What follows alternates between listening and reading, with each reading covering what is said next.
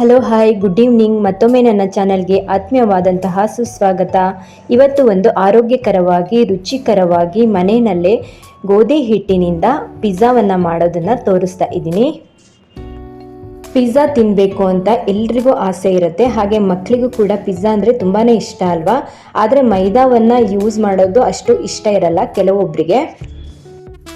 ನಾನು ಕೂಡ ಮೈದಾವನ್ನು ಯೂಸ್ ಮಾಡೋದನ್ನು ಇಷ್ಟಪಡಲ್ಲ. ಹಾಗಾಗಿ ಪಿಜ್ಜಾ ತಿನ್ನಬೇಕು ಅಂದರೆ ಏನು ಮಾಡೋದು, ಹಾಗಾಗಿ ಮನೆಯಲ್ಲಿ ಗೋಧಿ ಹಿಟ್ಟಿನಿಂದ ಪಿಜ್ಜಾ ಟ್ರೈ ಮಾಡೋಣ ಅಂತ ಟ್ರೈ ಮಾಡಿದ್ದೆ. ತುಂಬಾ ಚೆನ್ನಾಗಿ ಬಂದಿತ್ತು. ಎಷ್ಟು ಡಿಲಿಷಿಯಸ್ ಆಗಿತ್ತು ಅಂದರೆ ನೀವು ಒಂದು ಸಲ ಟ್ರೈ ಮಾಡಲೇಬೇಕು ಇದನ್ನು. ಮಕ್ಕಳಿಗಂತೂ ಯಾವುದೇ ಭಯ ಇಲ್ಲದೇ ಈ ಗೋಧಿ ಹಿಟ್ಟಿನ ಪಿಜ್ಜಾನ ಸುಲಭವಾಗಿ ಬೇಗನೆ ಮಾಡಿಕೊಡುವಂತಹ ವಿಧಾನನ ತೋರಿಸ್ಕೊಡ್ತಾ ಇದ್ದೀನಿ. ವಿಡಿಯೋನ ಸ್ಟಾರ್ಟ್ ಮಾಡೋಕ್ಕಿಂತ ಮುಂಚೆ ಯಾರೆಲ್ಲ ಹೊಸಬ್ರೆ ನನ್ನ ಚಾನಲ್ನ ವಿಸಿಟ್ ಮಾಡಿದ್ದೀರಾ ಸಬ್ಸ್ಕ್ರೈಬ್ ಮಾಡಿಕೊಂಡು ವಿಡಿಯೋಸ್ನ ನೋಡಿ. ನೆಕ್ಸ್ಟ್ ನಾನು ಹಾಕುವಂಥ ಎಲ್ಲ ವೀಡಿಯೋಸ್ಗಳನ್ನ ನೀವು ನೋಡ್ಬೋದು. ಮೊದಲಿಗೆ ನಾನಿಲ್ಲಿ ಪಿಜ್ಜಾ ಮಾಡೋಕ್ಕೆ ಏನೆಲ್ಲ ಸಾಮಗ್ರಿನ ತೊಗೊಂಡಿದ್ದೀನಿ ಅನ್ನೋದನ್ನು ತೋರಿಸ್ತಾ ಇದ್ದೀನಿ. ಮೊದಲಿಗೆ ವೀಟ್ ಫ್ಲೋರನ್ನು ತೊಗೊಂಡಿದ್ದೀನಿ, ಗೋಧಿ ಹಿಟ್ಟು, ಆಶೀರ್ವಾದ್ ಹಿಟ್ಟನ್ನು 1/4 kg ತೊಗೊಂಡಿದ್ದೀನಿ. ಹಾಗೆ ನಾನಿಲ್ಲಿ ಬೆಲ್ಲ ತೊಗೊಂಡಿದ್ದೀನಿ, ಸಕ್ಕರೆ ಬದಲಿಗೆ ಬೆಲ್ಲನ ಯೂಸ್ ಮಾಡ್ಕೊಂಡಿದ್ದೀನಿ. ಹಾಗೆ ಚೀಸ್ ತೊಗೊಂಡಿದ್ದೀನಿ. ಚೀಸ್ ಸ್ಪ್ರೆಡ್ ಅಂತ ಸಿಗುತ್ತೆ, ಚಿಕ್ಕ ಬಾಕ್ಸ್ ಇದು. ಒಂದು 2 ಸಲ ನಾವು ಇದನ್ನು ಯೂಸ್ ಮಾಡ್ಕೊಳ್ಬೋದು. ತುಂಬಾ ಹೆಲ್ಪ್ ಆಯಿತು ನನಗೆ ಇದರಿಂದ. ಹಾಗೆ ಡ್ರೈ ಈಸ್ಟನ್ನು ತೊಗೊಂಡಿದ್ದೀನಿ. ಇದು ಎಲ್ಲ ಕಡೆ ಸಿಗುತ್ತೆ. ಇನ್ಸ್ಟೆಂಟಾಗಿ ನಾವು ಪಿಜ್ಜಾನ ಮಾಡ್ಕೊಳ್ಳೋದಕ್ಕೆ ಯೂಸ್ ಮಾಡ್ಕೊಳ್ತೀವಿ. ಹಾಗೆ ರೆಡಿಮೇಡ್ ಪಿಜ್ಜಾ ಸಾಸನ್ನು ತೊಗೊಂಡಿದ್ದೀನಿ. ಪಿಜ್ಜಾ ಮಾಡೋದಕ್ಕೆ ನೋಡಿ ತುಂಬ ಏನು ಇಂಗ್ರೀಡಿಯೆಂಟ್ಸು ಬೇಕಾಗೋದಿಲ್ಲ. ಪಿಜ್ಜಾ ಸಾಸ್ ಮತ್ತು ಚೀಸ್ ಇದ್ದರೆ ಮನೆಯಲ್ಲೇ ಸುಲಭವಾಗಿ ಪಿಜ್ಜಾನ ರೆಡಿ ಮಾಡ್ಕೊಳ್ಬೋದು.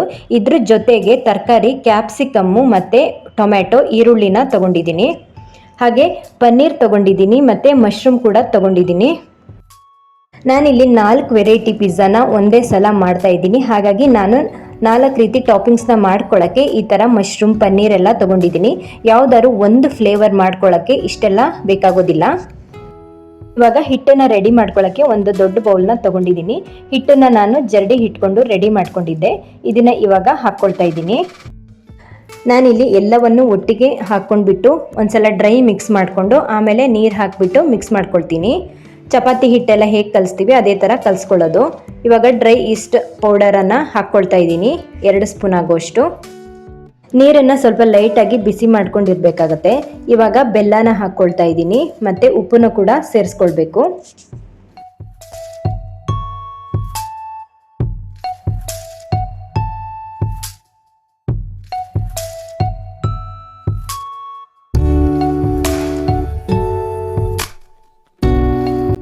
ಇವಾಗ ಒಂದ್ಸಲ ಚೆನ್ನಾಗಿ ಎಲ್ಲವನ್ನು ಮಿಕ್ಸ್ ಮಾಡಿಕೊಂಡು ಸ್ವಲ್ಪ ಆಯಿಲನ್ನು ಕೂಡ ನಾನು ಸೇರಿಸ್ಕೊಳ್ತೀನಿ. ತುಪ್ಪ, ಬೆಣ್ಣೆ ಯಾವ್ದು ಬೇಕಾದರೂ ನೀವು ಸ್ವಲ್ಪ ಸೇರಿಸ್ಕೊಳ್ಬೋದು.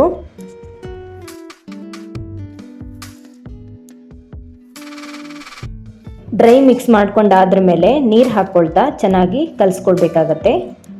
ಸ್ವಲ್ಪ ಉಗುರು ಬೆಚ್ಚಗೆ ನೀರನ್ನು ಮಾಡ್ಕೊಂಡಿದ್ರೆ ಈಸ್ಟ್ ಬೇಗ ಆ್ಯಕ್ಟಿವೇಟ್ ಆಗುತ್ತೆ. ಚಪಾತಿ ಹಿಟ್ಟೆಲ್ಲ ಹೇಗೆ ಕಲಿಸ್ಕೊಳ್ತೀವಿ ಅದೇ ಥರ ಚೆನ್ನಾಗಿ ಮಿಕ್ಸ್ ಮಾಡಿಕೊಂಡು ಆಮೇಲೆ ಈ ಹಿಟ್ಟನ್ನು ಚೆನ್ನಾಗಿ ನಾದಬೇಕಾಗತ್ತೆ.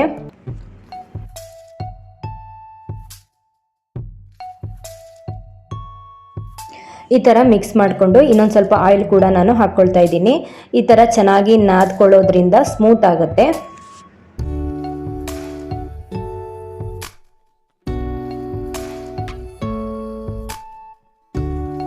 ಇವಾಗ ಹಿಟ್ಟು ಕಲಿಸ್ಕೊಂಡು ರೆಡಿಯಾಗಿದೆ.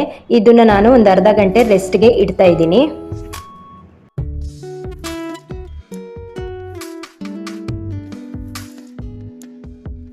ಅರ್ಧ ಗಂಟೆ ಆದ್ರ ಮೇಲೆ ಹಿಟ್ಟನ್ನು ಒಂದ್ಸಲ ಚೆನ್ನಾಗಿ ನಾದ್ಕೊಂಡು ಈ ಥರ ಉಂಡೆನ ರೆಡಿ ಮಾಡ್ಕೊಂಡಿದ್ದೀನಿ. ನೋಡಿ 4 ಉಂಡೆ ಆಗಿದೆ, ಸಾಫ್ಟ್ ಆಗಿದೆ, ಹಾಗೆ ಸ್ವಲ್ಪ ಹಿಟ್ಟು ಕೂಡ ದಪ್ಪ ಆಗಿದೆ. ಇವಾಗ ಇದನ್ನು ಚಪಾತಿ ಎಲ್ಲ ಲಟ್ಸ್ಕೊಳ್ತೀವಲ್ಲ ಅದೇ ಥರ ಲಟ್ಸ್ಕೊಳ್ಬೇಕು. ಸ್ವಲ್ಪ ದಪ್ಪ ಇರೋ ಥರ ಲಟ್ಸ್ಕೊಳ್ಬೇಕಾಗತ್ತೆ. ತುಂಬ ದಪ್ಪನೂ ಅಲ್ಲ ತೆಳುನೂ ಅಲ್ಲ, ಮೀಡಿಯಮ್ ಸೈಜ್ ಇರೋ ಥರ ನಾನು ಎಲ್ಲವನ್ನು ಲಟ್ಸ್ಕೊಳ್ತಾ ಇದ್ದೀನಿ. ಪಿಜ್ಜಾ ಮಾಡೋದು ತುಂಬ ಕಷ್ಟ ಏನೂ ಅಲ್ಲ, ತುಂಬ ಈಸಿಯಾಗಿ ಮಾಡ್ಕೊಳ್ಬೋದು. ತರಕಾರಿಗಳನ್ನು ನಾವು ಬೇಕಾಗಿರುವಂಥದ್ದನ್ನು ಎಲ್ಲವನ್ನು ಚೆನ್ನಾಗಿ ವಾಶ್ ಮಾಡಿಬಿಟ್ಟು ಕಟ್ ಮಾಡಿ ರೆಡಿ ಮಾಡಿ ಇಟ್ಕೊಂಡಿದ್ದೀನಿ. ಗೋಧಿ ಹಿಟ್ಟಿಂದ ಕೂಡ ಪಿಜ್ಜಾ ಮಾಡ್ಬೋದು ಅಂತ ಗೊತ್ತೇ ಇರಲಿಲ್ಲ. ನಾನು ಫಸ್ಟ್ ಟೈಮ್ ಟ್ರೈ ಮಾಡಿದ್ದು, ತುಂಬಾ ಟೇಸ್ಟಿಯಾಗಿತ್ತು. ಮೈದಾ ಹಿಟ್ಟಿನ ಪಿಜ್ಜಾಗೂ ಇದಕ್ಕೂ ಏನೂ ಡಿಫ್ರೆನ್ಸ್ ಅಂತ ಅನಿಸಿಲ್ಲ. ನೋಡಿ, ನೀವು ಕೂಡ ಒಂದ್ಸಲ ಟ್ರೈ ಮಾಡಿ ಇದೇ ಥರ.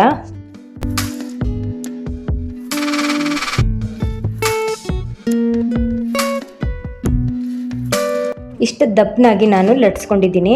ಇದನ್ನು ಬೇಕಿಂಗ್ ಟ್ರೈಗೆ ನಾನು ಹಾಕ್ಕೊಳ್ತಾ ಇದ್ದೀನಿ. ಬೇಕಿಂಗ್ ಟ್ರೈಗೆ ಸ್ವಲ್ಪ ಆಯಿಲನ್ನು ಸ್ಪ್ರೆಡ್ ಮಾಡಿ ಇಟ್ಕೊಂಡಿದ್ದೀನಿ.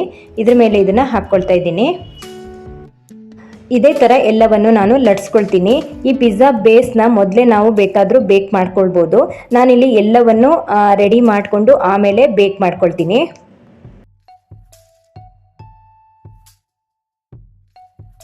ಈ ಥರ ಫೋರ್ಕ್ನ ಸಹಾಯದಿಂದ ಇದನ್ನು ಹೋಲನ್ನು ಮಾಡ್ಕೊಳ್ಬೇಕಾಗತ್ತೆ.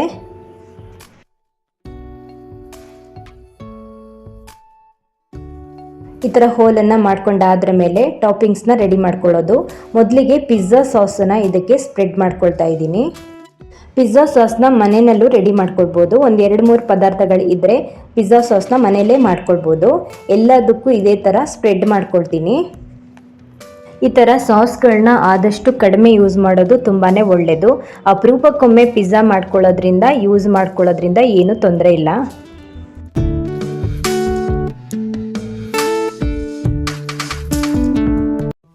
ಪಿಜ್ಜಾ ಸಾಸ್ ಹಾಕಾದ್ರ ಮೇಲೆ ಚೀಸ್ ಸ್ಪ್ರೆಡ್ ತೊಗೊಂಡಿದ್ದೀನಿ. ಇದನ್ನು ಇದಕ್ಕೆ ಹಾಕ್ಕೊಳ್ತಾ ಇದ್ದೀನಿ. ಇದನ್ನು ನಾವು ಹಾಗೆ ಹಾಕ್ಕೊಳ್ಬೇಕು, ಹೀಗೆ ರೆಡಿ ಮಾಡ್ಕೊಳ್ಬೇಕು ಅಂತ ಏನೂ ಇಲ್ಲ. ನಾವು ಇದನ್ನು ಚೆನ್ನಾಗಿ ಎಲ್ಲ ಕಡೆ ಕೋಟ್ ಆಗೋ ಥರ ಸ್ಪ್ರೆಡ್ ಮಾಡಿಕೊಂಡ್ರೆ ಆಯಿತು. ತರಕಾರಿನೂ ಕೂಡ ಅಷ್ಟೇ, ಹಾಗೆ ಪನ್ನೀರು, ಮಶ್ರೂಮು ಇದೆಲ್ಲವೂ ಅಷ್ಟೇ. ನಮಗೆ ಯಾವ ಸೈಜ್ಗೆ ಬೇಕೋ ಆ ಸೈಜ್ಗೆ ಕಟ್ ಮಾಡಿಕೊಂಡು ಹಾಕ್ಕೊಳ್ಬೋದು. ಯಾವ್ದಾದ್ರು 1-2 ತರಕಾರಿ ಇದ್ರೂ ಸಾಕಾಗತ್ತೆ.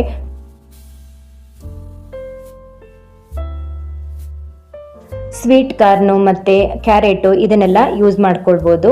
ಈ ಥರ ಹಾಕ್ಕೊಳ್ಳೋದ್ರಿಂದ ಮಕ್ಕಳು ಕೂಡ ತರಕಾರಿನ ತಿಂದಂಗಾಗತ್ತೆ.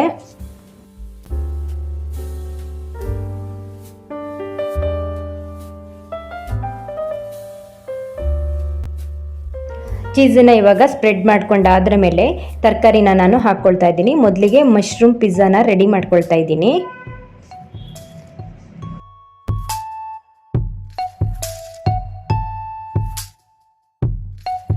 ಈ ಥರ ಮಧ್ಯಕ್ಕೆ ಕ್ಯಾಪ್ಸಿಕಮ್ನ ಹಾಕ್ಕೊಳ್ತಾ ಇದ್ದೀನಿ. ನಮಗೆ ಹೇಗೆ ಬೇಕೋ ಹಾಗೆ ನಾವು ರೆಡಿ ಮಾಡ್ಕೊಳ್ಳೋದು. ಈ ಥರ ರೆಡಿ ಮಾಡ್ಕೊಳ್ಳೋದ್ರಿಂದ ನಿಜವಾಗ್ಲೂ ನಮಗೆ ತುಂಬಾ ಖುಷಿ ಸಿಗತ್ತೆ ಅಂತ ಹೇಳ್ಬೋದು. ನಾವು ಮನೆಯಲ್ಲೇ ಈ ಥರ ರೆಡಿ ಮಾಡ್ಕೊಳ್ಳೋದ್ರಿಂದ ಒಂಥರ ಡಿಫ್ರೆಂಟ್ ಆದಂತಹ ಫೀಲಿಂಗ್ ಇರುತ್ತೆ, ಗೊತ್ತಿರ್ಬೋದು ನಿಮಗೆಲ್ಲ.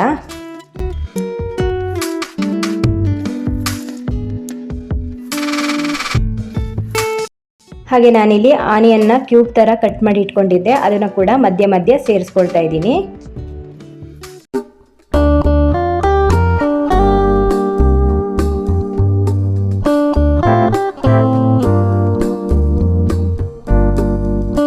ಇನ್ನೊಂದು ಪಿಜ್ಜಾಗೆ ನಾನಿಲ್ಲಿ ಪನ್ನೀರ್ನ ಕ್ಯೂಬ್ ಥರ ಕಟ್ ಮಾಡ್ಕೊಂಡಿದ್ದೆ, ಅದನ್ನು ಕೂಡ ನಾನು ಡೆಕೋರೇಟಿವ್ ಮಾಡ್ಕೊಳ್ತಾ ಇದ್ದೀನಿ.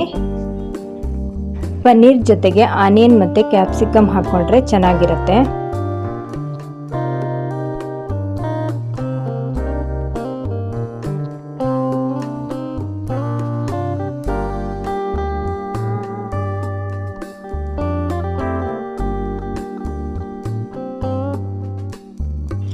ಪನ್ನೀರ್ ಮೇಲೆ ಎಕ್ಸ್ಟ್ರಾ ಪಿಜ್ಜಾ ಸಾಸ್ನ ಹಾಕ್ಕೊಳ್ತಾ ಇದ್ದೀನಿ.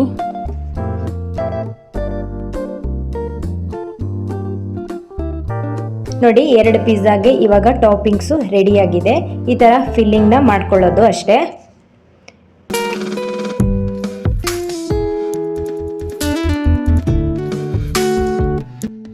ಇನ್ನು 2 ಪಿಜ್ಜಾನ ನಾನು ಎಕ್ಸ್ಟ್ರಾ ಮಾಡ್ಕೊಂಡಿದ್ದಲ್ವ, ಅದಕ್ಕೂ ಕೂಡ ಸೇಮ್ ನಾನು ಇದೇ ಥರ ರೆಡಿ ಮಾಡ್ಕೊಳ್ತಾ ಇದ್ದೀನಿ. ಒಂದು ಕ್ಯಾಪ್ಸಿಕಮ್ಮು, ಆನಿಯನ್ನು ಮತ್ತು ಟೊಮೆಟೊನ ಹಾಕ್ಕೊಳ್ತಾ ಇದ್ದೀನಿ. ಇನ್ನೊಂದು ನಾನು ಪನ್ನೀರ್ ಪಿಜ್ಜಾನೇ ಮಾಡ್ಕೊಂಡಿದ್ದೆ. 2 ಪನ್ನೀರ್ ಪಿಜ್ಜಾನ ನಾನು ರೆಡಿ ಮಾಡ್ಕೊಂಡಿದ್ದೆ.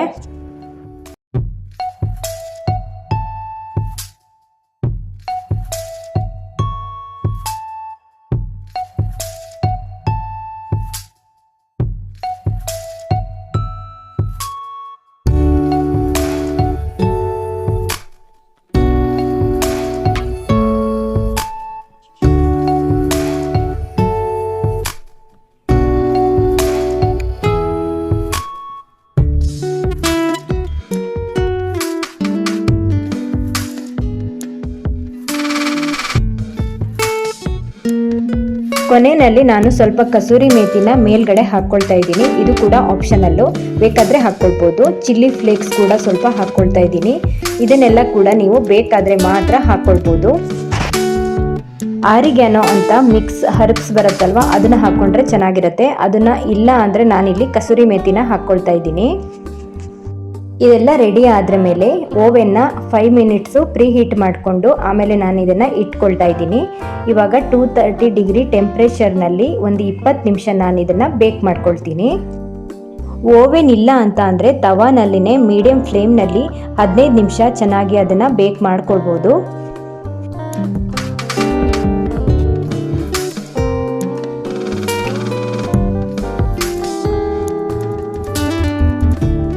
20 ಮಿನಿಟ್ಸ್ ಆದ್ರ ಮೇಲೆ ಓವನ್ ಅದಾಗೆ ಆಫ್ ಆಗುತ್ತೆ.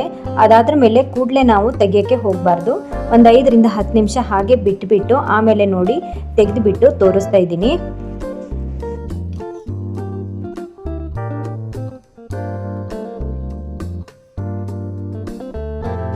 ಟೇಸ್ಟಿಯಾದ ವೀಟ್ ಪಿಜ್ಜಾ ರೆಡಿಯಾಗಿತ್ತು. ತುಂಬಾ ಚೆನ್ನಾಗಿತ್ತು.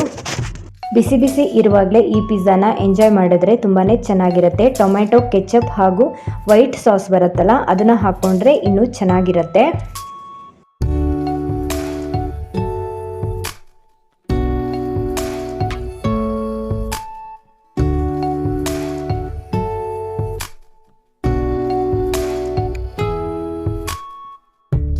ನೋಡಿದ್ರಲ್ವಾ ಹೆಲ್ದಿಯಾಗಿರುವಂತಹ ವೀಟ್ ಪಿಜ್ಜಾ ರೆಡಿ ಮಾಡ್ಕೊಳ್ಳೋದು ಹೇಗೆ ಅಂತ.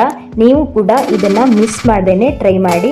ತುಂಬಾ ಆರೋಗ್ಯಕರವಾಗಿರುತ್ತೆ. ಮಕ್ಕಳಿಗೂ ಕೂಡ ಏನು ಭಯ ಇಲ್ಲದೇನೆ ಕೊಡ್ಬೋದು.